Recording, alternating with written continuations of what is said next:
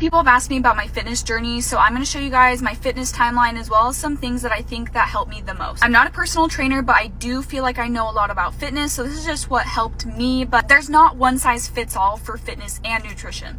This isn't to shame me. I used to look at these photos and like absolutely hate on myself, and I don't want to do that. But this is when I first realized like, wow, I feel like I've really changed ever since I quit soccer. My diet was horrible. I literally wasn't doing anything healthy whatsoever. I genuinely felt so insecure in my body. Everything, all of my clothes felt just so weird on me. One time I ordered a Subway sandwich, foot long. I ate the whole thing, and then I still was hungry for another one, and I was like, okay, my eating habits are kind of awful. This was all 2016, 2017 era. I remember looking at this photo and I was like, wow, I really need a change. And just for myself, like I just didn't feel comfortable. Started doing a lot more cardio, but I was way too scared to go into the gym and like actually lift some weights at this time, so I stuck to like body weight stuff as well as like ankle weight exercises. I got into the gym a little bit, but then 2020 happened, and obviously everyone knows what happened, so I had to resort to working out in my parents' basement. I honestly took the time to just learn for myself what good nutrition is and what good fitness is. Whitney Simmons, Greg Doucette, Brett Contreras, and Jeff Nippard, I literally watched all of their videos just to learn a baseline. Seriously, go follow all of them. My boyfriend, now husband, was gone for the summer, and so all I focused on was fitness. I was seriously the skinniest and most dedicated I have ever been in my whole life. I weightlifted every single day. I did cardio like 3 times a week. I was on top of my protein goals like none other. So seriously, protein.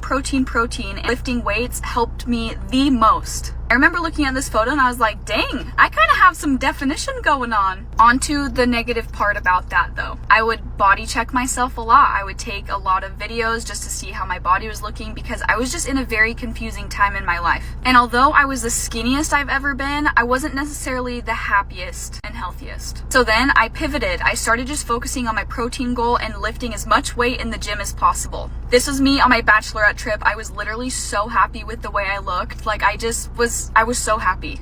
And you know, like life happens. And then I moved to Texas from my hometown with my husband. I packed on a few pounds, you know, just from marriage and moving, which is totally okay.